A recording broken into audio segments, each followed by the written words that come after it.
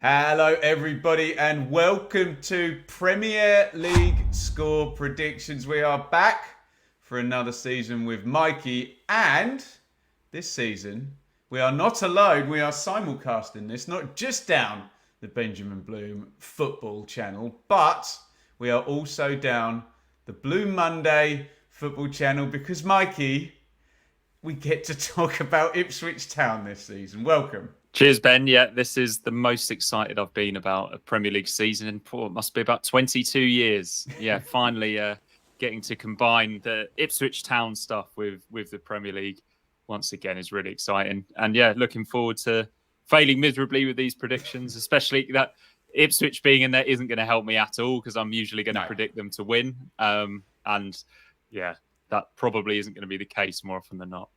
Not a good idea. Right, get involved in the comments. If you're not familiar with the scoring, give yourself a point if you get the correct outcome. That's home, away, or draw.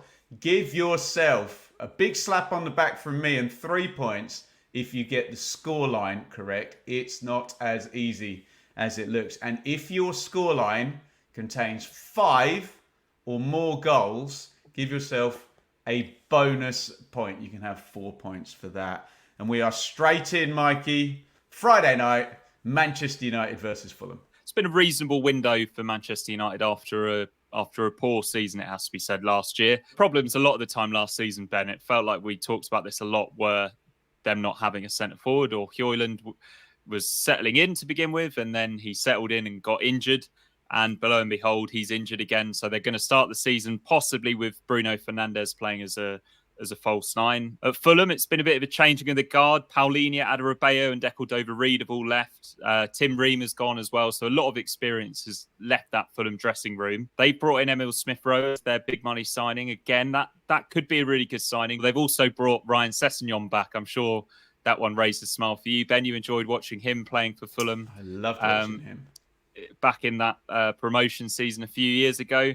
This is a tough first game for them, and I expect Manchester United's attackers down the wings to cause them some problems. I'm going for a pretty routine opening night 2-0 win for Manchester United. Yeah, I was thinking similar, to be honest. I think Fulham might have won there last season. I can't quite remember. But yeah, I just think with everything on it being the curtain raiser, I am going to back Manchester United. I don't know. I mean, maybe they'll just kind of scuzz their way through it and sneak a 1-0 or something. Are they worth a clean sheet? No, they're not worth a clean sheet, are they? Okay, let's go for Man United by 1, but a Fulham goal. So I will go 2-1 Manchester United. And here we are for the first time. Ipswich Town versus Liverpool.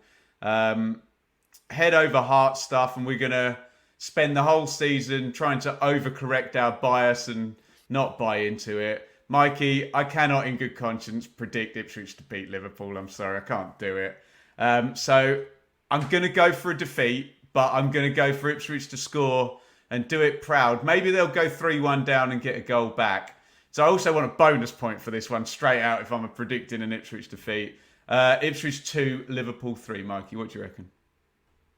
Okay, it's a good job I'm here then, Ben, because I am going to predict Ipswich to win. Of course you are. It hasn't been the ideal pre-season for us in many respects. George Hurst has picked up another injury, and we've got this transfer saga going on with Sammy Smodics at Blackburn. So we're a little bit light in a couple of positions, but we have strengthened the winning team from the end of last season. Liverpool have had a really quiet summer transfer-wise, but they've got Salah, Jota and Luis Diaz fit.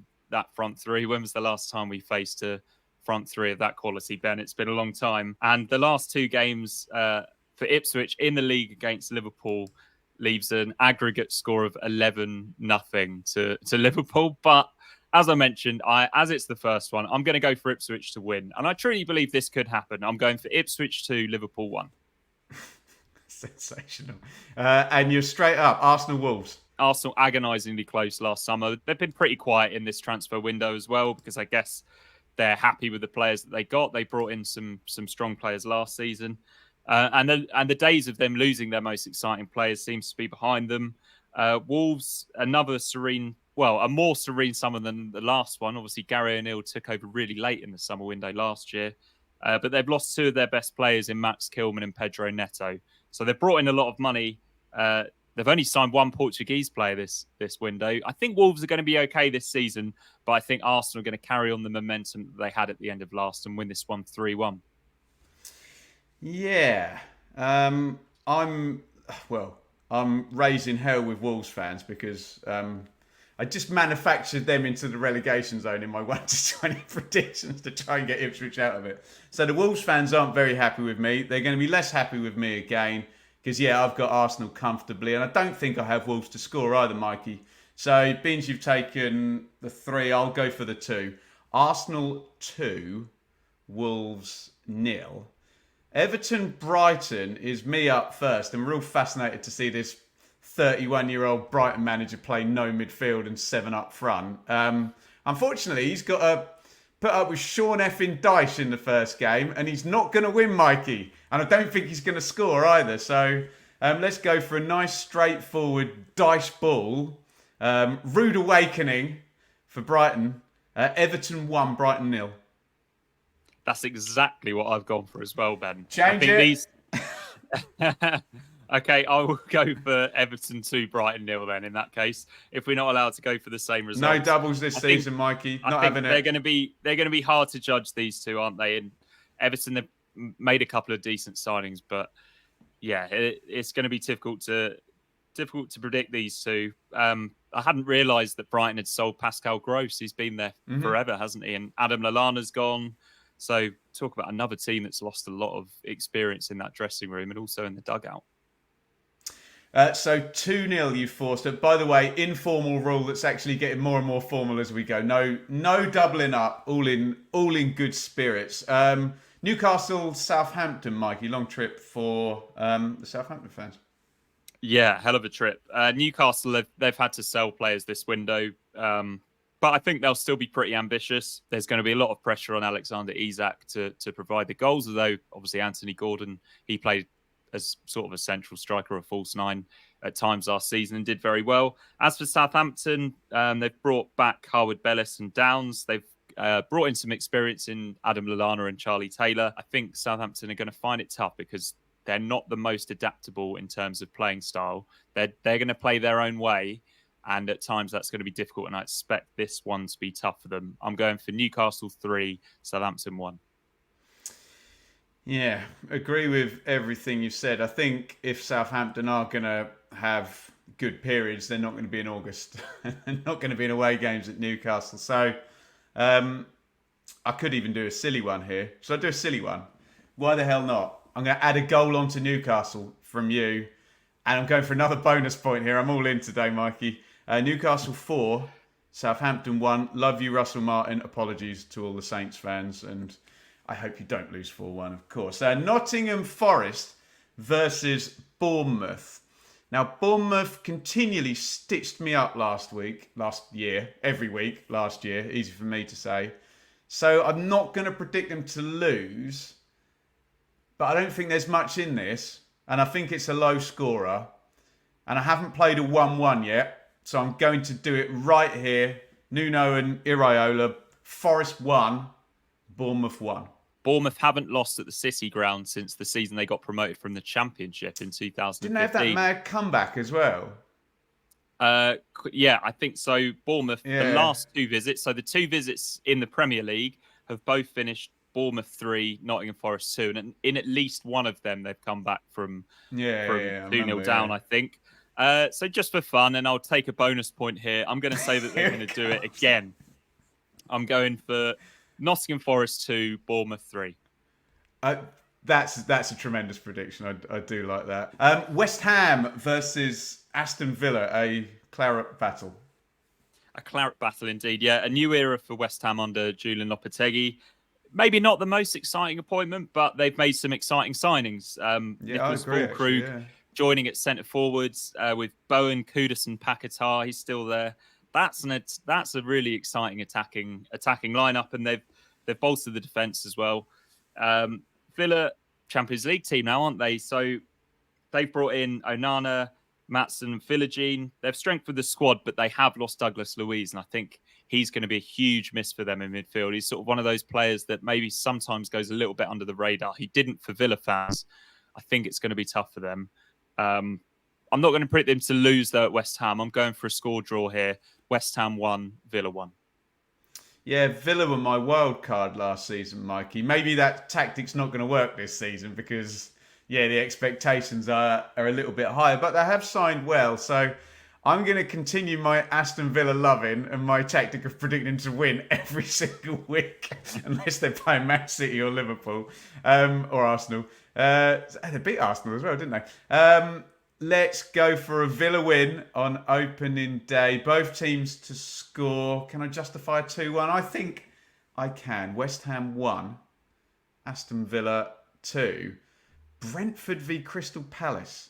I'm going with the Ron Nodes, Herman Hreiderson derby there. And how on earth can I call this? So, Palace were really good at the end of last season, weren't they? But they now don't have Michael Elise, do they? Yeah. Brentford, I think, are going to be better than they were last season, which isn't great news if you're an Ipswich fan. I'll go down the middle. No one's had a Desmond. So when I'm not sure, and I think it's going to be fun, the Desmond's going in. Brentford 2, Palace 2. Yeah, I'm a little bit worried about Brentford, Ben. I feel like they're coming to the end of a cycle, and Ivan Toney still being there does add a little bit of confusion there because he's maybe someone that they expected to sell earlier on in the window. Yeah, I think it's going to be difficult for them this season. Palace was simply awesome under Oliver Glasner, but as you said, they've sold Michael Elise. Mark Gay might also be sold. He might even be sold by this weekend. But I'm going to go with Palace to carry on that momentum and kickstart the season with a 2-1 win at Brentford. And our super, mega, marketed, hyper, ultra Sunday, use whatever superlative you want. Actually, it's a really good one, isn't it? Chelsea versus Man City, Mikey. Yeah, and Chelsea are just so hard to call, aren't they? New coach, even more new players. I like the signing of Pedro Neto. That could be a really good signing if fit. I don't know how that all works, though, with Pedro Neto and Cole Palmer. Stop trying to figure Chelsea out. It's not worth it. Yeah. City, obviously the champions, but no new bigger rivals. Quite a few players played in the Euro finals. They didn't play in the Community Shield. Rodri might be missing as well. And Palmer, as I mentioned, he's always going to be bang up for this fixture. I'm going to go for the Desmond here. I'm going Chelsea 2, Manchester City 2. He's got Man City dropping points straight away. I love it. I, unsurprisingly, don't have Man City dropping points. And bearing in mind, look, I know Enzo Maresca's got better players at Chelsea than he had at Leicester, but that took them a while to get that kind of looking convincing, didn't it? So not only do I think Man City are going to win, I think they're going to bring the pain. I'm going to go for a big one here. Let's go Chelsea 1, Manchester City 3-4-5, 5-4-3, 3-4-5. Oh, let's be sensible. I'm going to be sensible, Mikey. 3. Chelsea 1, Man City 3. And my first 3 points from Man City this season and my boring tactic with them. Speaking of Enzo Maresca, he was at Leicester last season, and that's the Monday Night Football.